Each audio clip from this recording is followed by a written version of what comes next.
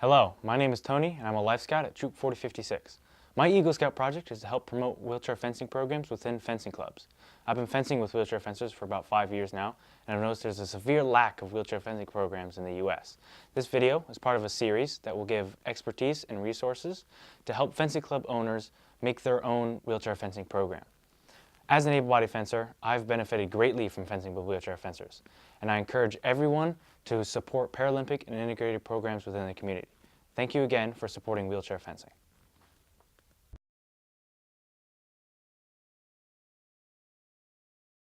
Wheelchair fencing is very competitive. It's definitely a real sport.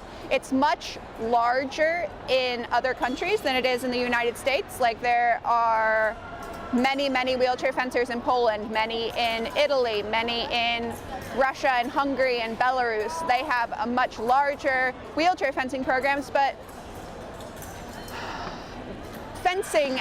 there's a different mentality towards fencing in those countries as well.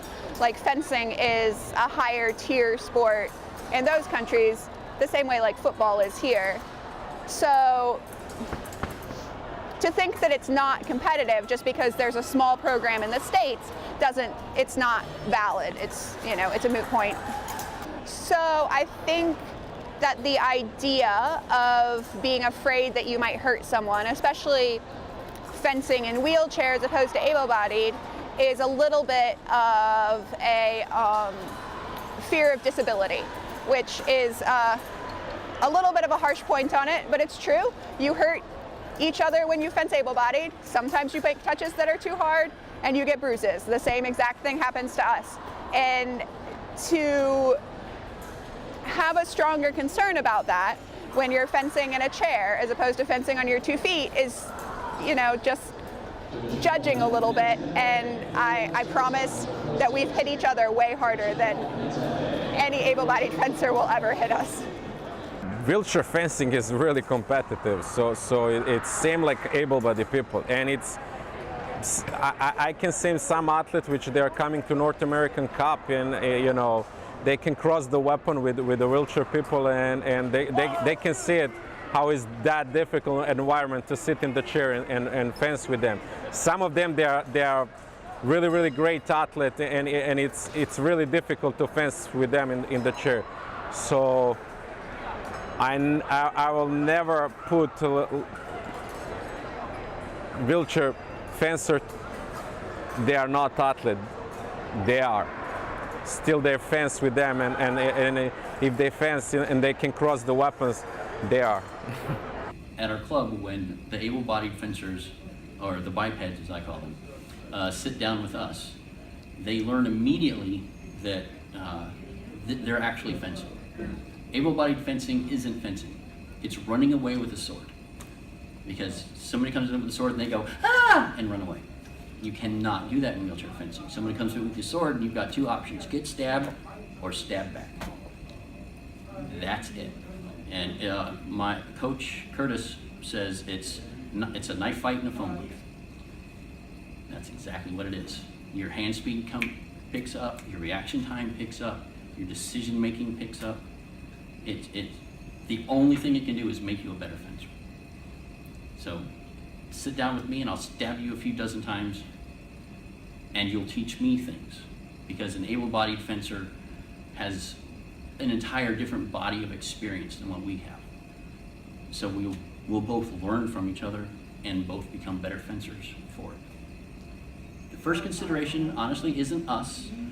Isn't, what do I do about the wheelchair? What do I do about the person? We know how to handle this. Your first consideration is space, because we have our frame, and it looks like, oh, that's very small, it's very contained. Yes, we also, you've seen us fence. We come up off the ground, and we have people that can lean completely flat, go airborne, and complete range of motion. It's all open, see? And if you I've been to clubs where they've put the frame in the corner and said, go there and fence. So, okay, do you want us to take the wall down while we're at it? Because it's going.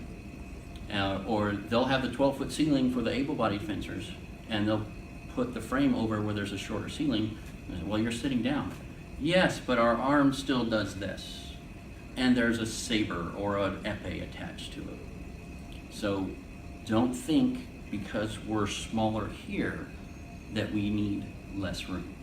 We actually need a larger volume of space because it's not a strip, they call it the pod when we go and fence a knack. And I said the pod's over there because we need that region. What do you need to be afraid of?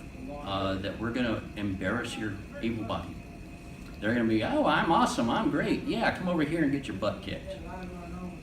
And then, not with the new fencers because they're learning, but once they learn, we're learning faster because we don't have to waste our time with footwork. Footwork's a complete waste of time. Watch this. No footwork. I've been shot, stabbed, blown up. I've fallen and split my head all by myself.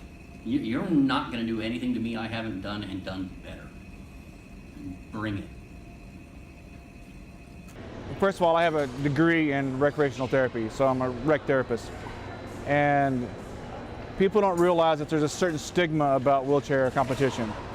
And they don't realize that it can be as fast and as furious as an able-bodied competition. And I found fencing to be one of the true sports that the chair didn't bring up a difference to the performance of the sport. So you put an able-bodied athlete next to a wheelchair athlete, we're kind of on an even ground since we're only using our upper body and such. And it's fun to watch because I remember doing a competition in Atlanta in about 2004, 2002, and it was a World Cup, so many different countries there.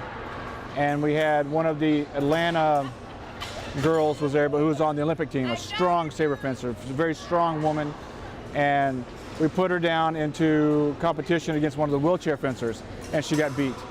And she was amazed at how much it happened. And it was fun to watch. I've been at tournaments where we've had like national champions of such and such country come into some World Cup and say, "Oh, I'm here to work with whomever, and I want to give you my gift." Basically, is what they're saying. They're not saying that, but that's really what they're saying. And so they come and they sit down in the chair and they start fencing, and before they know it, they're like, "Oh my God, this guy is in my face, and what do I do now?" And I fenced somebody like this in Poland several years ago. I didn't win the bout, I only fenced him once, but it was really, really close. And then the next guy who fenced him, he lost his first bout, but the second bout and third bout he beat him, and I said, I should have fenced him a couple more times. And then by the time that guy left, he had a lot more respect for wheelchair fencing. So when Shelby first told me about wheelchair fencing, I'm like, we'd never heard of fencing before. And she had volunteered at a wheelchair sports camp, and that's where it was introduced. So when I picked her up one day, Bill, the club manager, was there, and he said, we really wanted to try this. I'm like, okay, we'll try it.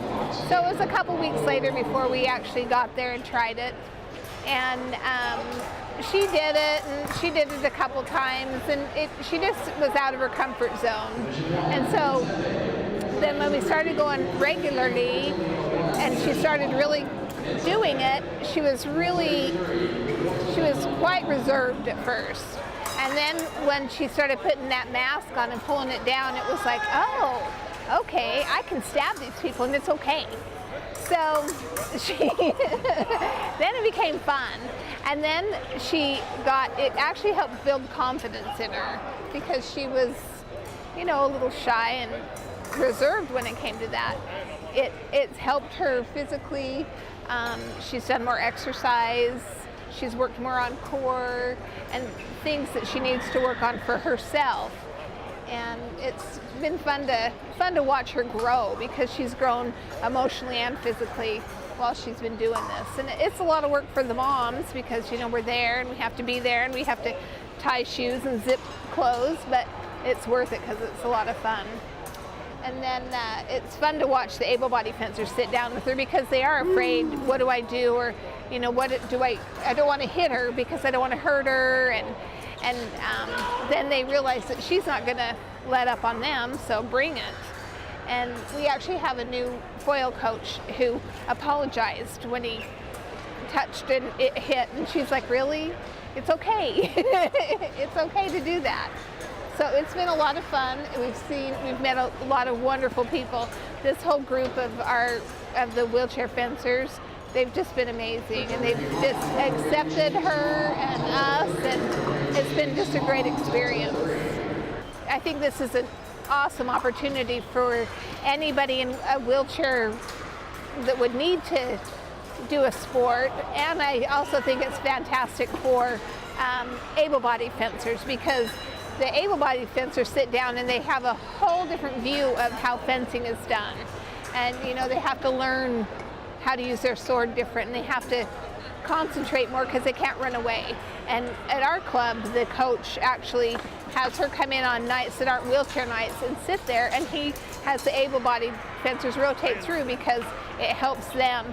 They gain a whole new view of fencing. So it's been great. It's close quarters blade work. We're set at a closer distance than them. It's no running away. You're not going to run down the strip away from anyone. So it's kind of like, I like to say, fighting in a phone booth. So, and it's the blade, to help them, it would definitely help their blade work to fence me, because I feel overall at the top levels in fencing, our blade work is better than theirs. And the way they benefit me is, of course, they can use their legs. They're going to be able to come out further and put pressure on me at the close distance. So that helps me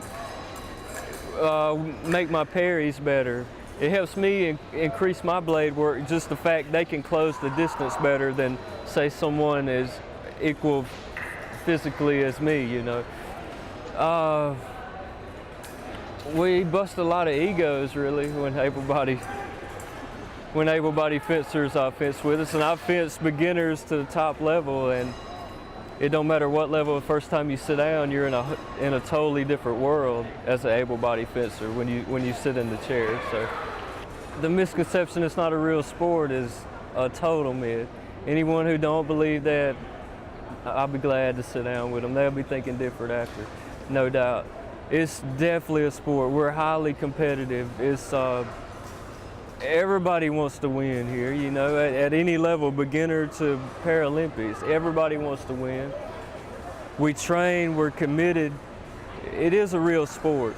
And sometimes it takes an ass whooping for somebody to, sometimes it takes that for them to see it, but anybody who sits down, they may think that way, their minds changed afterwards.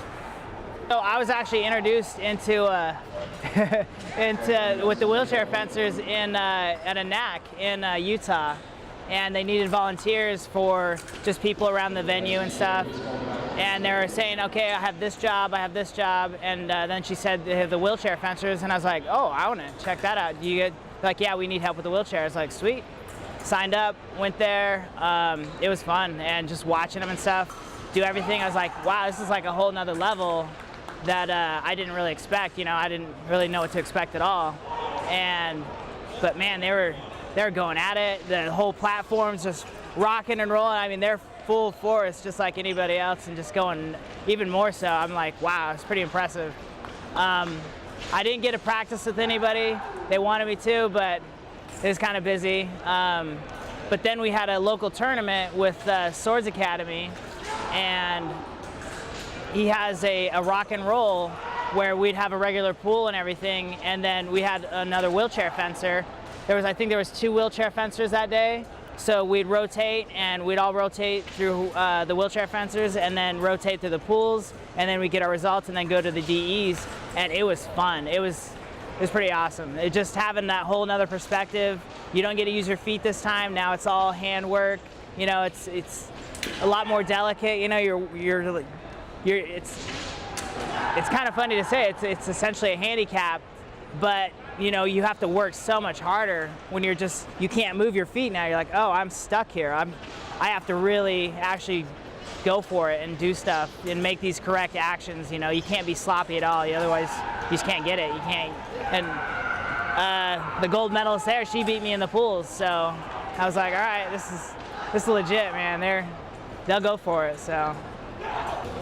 At first, I was wondering if it would be like easier or anything, but then when you actually strap down in the chair, I remember Dennis telling me the first thing is like, when you're doing able-bodied, you have time to set up an action and move around for a little bit, but he told me the guy I was fencing, he's like, he's gonna beat your blade immediately. And we started the point, and he hit my blade and just nailed me in the chest right away. So I learned pretty quick that it's not easier, and yeah, it's a workout. It's tough because we only had the females there, but they're savages, man. They'll go for it. So they're not messing around. They want to win too. But I don't know. I still would like to practice with these guys. It's a blast. You know, it's fencing. You're stuck now. So you have to fence face to face. You're infighting essentially the whole time. So it's a whole nother level of fencing that it's pretty fun to experience. And once you get it, it's like, oh, this is really fun. There should be more people in this sport. And anytime I see anybody that's in a wheelchair, I'm like, hey, do you do any sports? So I know a place if you're interested. So